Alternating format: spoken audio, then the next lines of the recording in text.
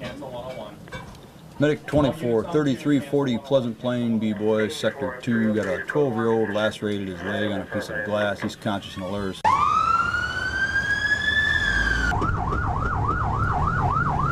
Keep your feet down, relax, okay? Paramedics. Our lives depend on them. They're the soldiers on the front lines during our times of crisis.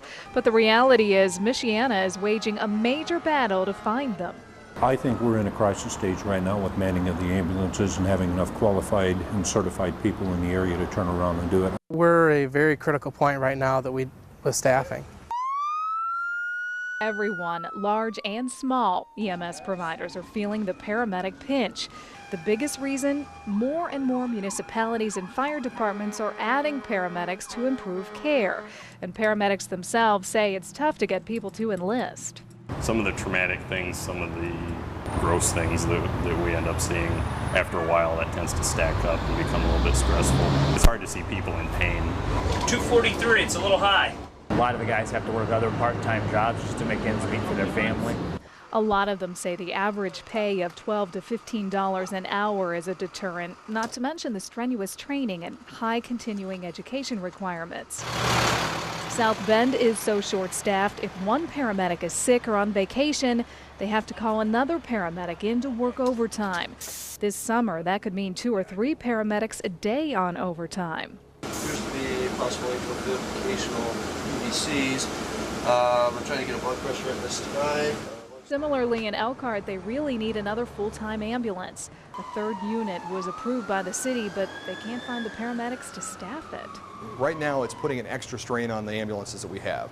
They have to cover more of the calls.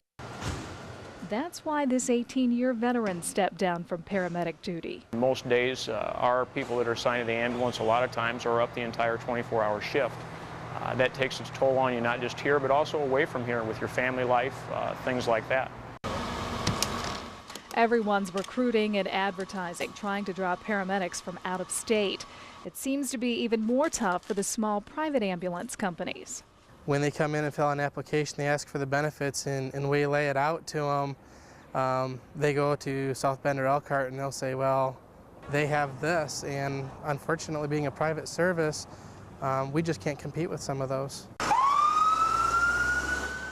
Now, one of the most frustrating parts about this for paramedics working through this shortage is the fact that there doesn't seem to be any end in sight. Even if dozens of new paramedic candidates walked in today, depending on their level of skill, it could be 1 or 2 years before they're certified and ready to hit the streets. You're doing all right. We got you. For now, all the departments are keeping an eye out for fatigue. Elkhart's making all new hires sign an agreement that they will become a paramedic within a certain amount of time, and St. Joe County is forming a committee to study the problem. Something has to give somewhere. The good news? At least right now, no one's had to assign mandatory overtime. And the love of the battle is keeping a lot of overworked paramedics coming back. If I see that I've helped somebody else, then I get back that energy, and that's very gratifying.